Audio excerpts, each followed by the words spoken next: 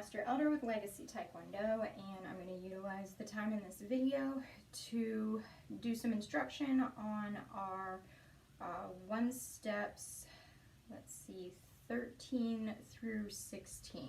So there are 4 one steps. They include crescents and reverse crescent kicks. I'll briefly outline the requirements for these one steps, and then I'll do a demo of each. So one steps 13 through 16, as I said, they address crescent and reverse crescent with both your right and your left leg. Essentially what you are learning in these one steps is how to block with your feet, how to use your crescent kick to knock away an attack and then counterattack, okay? So 13 starts with a crescent kick with your right leg, 14 starts with a reverse crescent with your right leg, 15 starts with a crescent with your left, and 16 starts with a reverse crescent with your left.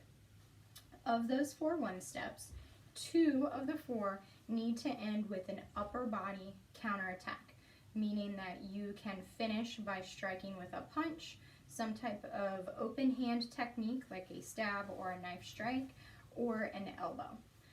2 of the 4 one steps should finish with a lower body technique, ideally a kick or a knee. So that being said, I'm going to briefly get into a simple demo of each. What I'm about to demo is not the specific one step exactly the way that you have to do it. It's just an example of one step that will meet the requirement that was briefly outlined at the beginning of this video. So starting with number 13, I'll be in Chumbi stance, presuming that I was partnered with someone. My attacker would challenge and then punch at me, and I would use a right crescent kick to block, and then I'd counter with a round kick and finish with an elbow strike. So that meets the requirements of starting with the right crescent and finishing with an upper body technique. So that was number 13. Number 14 starts with a reverse crescent. So again, I'm in Chumbi stance, my attacker challenges, and when I key up, he or she punches. I reverse crescent with the right foot.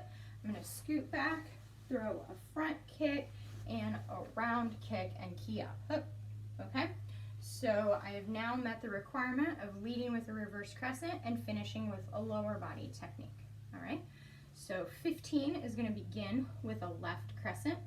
Again, I'll start in Chumbi as my attacker challenges, comes in with a punch. I'm going to crescent kick, reverse crescent kick, and then double. So again, I've met the requirement of leading with a left crescent, finishing with a lower body technique, which means that the next and last one that I do will finish with an upper body technique. So number 16, my partner will challenge, I would key up, he or she would punch, I'm going to block with a reverse crescent, scoot back, cut kick, and finish with a driving elbow. So I've now completed 4 one steps. Again, these are not the exact way that you need to do them. So you're not trying to replicate the specific one step that I just did. You are trying to meet the requirements outlined for this one step sequence so that you are learning how to create your own one steps but meet certain goals. Those goals, again, being crescent or reverse crescent as your leading kick, and then 2 of your 4 finishing with an upper body technique, and 2 of your 4 finishing with a lower body technique, kick, knee, something of the sort. If you have questions about executing your one steps, you are welcome to follow up with any of your instructors in our program to get more detail or help you with footwork or ideas for organizing these one steps for your upcoming tests. Have a great day, and thank you for watching.